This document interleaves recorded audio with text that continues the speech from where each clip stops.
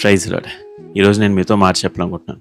అదేంటి అంటే, పాపం అనే ఒక వ్యసనం మనల్ని మన గొయ్యి మనమే తీసుకునేలా చేస్తుంది. మనం కూర్చున్న చెట్టు కొమ్మని మనమే నరుక్కునేలా చేస్తుంది. మన నాశనానికి మనమే పరిగెత్తేలా చేస్తుంది. అవును, పాపం అంత ప్రమాదకరమైన. ఈ మాటలు మీకు బాగా అర్థంగా ఉంటే ఒక చిన్న మాట చెప్తా. ఫ్లోరిడాలో వేలన్ ప్రెండర్గస్ట్ అనే ఒక వ్యక్తి ఉన్నాడు. ఇదిగో ఇతని గురించి ఒకసారి పేపర్లో పెద్ద హెడ్లైన్స్ పడ్డాయి. ఎందుకో తెలుసా? ఇతను ఓ పచ్చి తాగుబోతు కనబట్టి. అవును, ఆ రోజు యుఎస్ఏ అంతా తాగుడు ఒక వ్యక్తి జీవితాన్ని ఎంతగా నాశనం చేస్తుందో అంటూ నిరూపించడానికి ఈ వ్యక్తిని ఎగ్జాంపుల్గా తీసుకుంది. ఈ వేలన్ ప్రెండర్గస్ట్ అనే వ్యక్తి తాగుడు బాగా అలవాటైపోయాడు. అతనికి అది వ్యసనం అయిపోయింది. ఇప్పుడు తాగుడు తన జీవితాన్ని అప్పగించేసిన వ్యక్తి ఏ విధంగా పనులు చేయగలడు, పని చేసే విధంగా సంపాదించగలడు, తన జీవితాన్ని అలా చెక్కబెట్టుకోగలడు? అవేమీ చేయలేడు కదా. అందుని బట్టి ఇతను తాగుడు తన జీవితాన్ని అమ్మేసుకుని ఆ తాగుడు డబ్బుల కోసం అడ్డదారులు తొక్కడం ప్రారంభించాడు. దొంగతనాలు చేయడం మొదలుపెట్టాడు. ఒకరోజు అలాగే బాగా తప్పతాగి దారిలో ఇంటికి వెళ్తూ ఇలా అనుకున్నాడు, ఈరోజు ఒక ఇంటిని దొంగతనం చేద్దాం అని చెప్పి. ఇదిగో బాగా తప్పతాగేస్తున్నాడు. ఆ విధంగానే దారిలో వెళ్తూ వెళ్తూ అతను అనుకున్న దాని ప్రకారమే ఒక ఇంట్లోకి వెళ్ళాడు.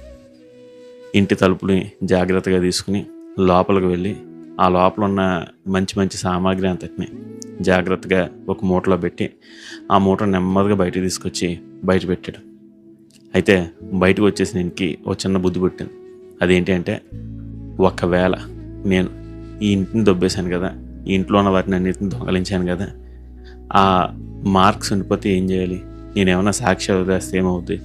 నేను దొరికిపోతాను కదా, అప్పుడు జైల్లో గడపాలి కదా. ఇది చాలా కష్టం, నేను అలా ఉండలేను. మొదట ఈ సాక్ష్యాధారాలు ఏమీ దొరకకుండా ఉండాలంటే ఏం చేయాలని ఆలోచించాను. అతనికి ఒక ఆలోచన వచ్చింది. ఏంటో తెలుసా? ఇంటిని తగలబెట్టేద్దాం.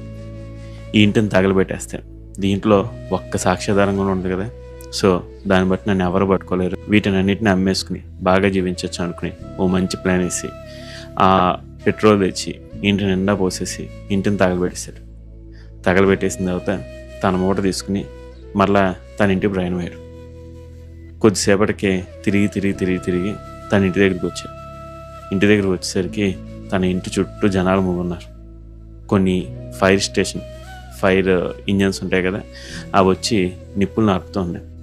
అతనికి కొద్దిసేపు ఏమీ అర్థం కాలేదు, అసలు ఏమవుతుంది అని చెప్పి. చివరికి విషయం ఏంటో తెలుసా?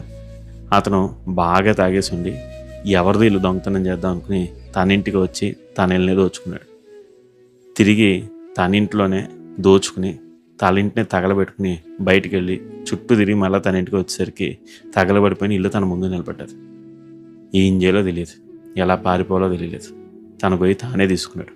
తను కూర్చున్న కొమ్మను తానే నరుక్కున్నాడు. తన నాశనానికి తానే నడిచిపోయాడు.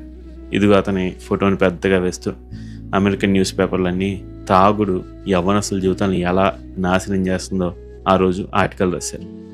ఇదిగో వేలనలాగే ఈరోజు మీలో ఎవరైనా ఏదైనా పాపానికి బానిసలైపోయారా? ఇదిగో ఇది నన్ను ఏం చేయలేదురే, దీన్ని బట్టి నేను ఏమీ కోల్పోవాలే అని అనుకుంటా ఉన్నారా?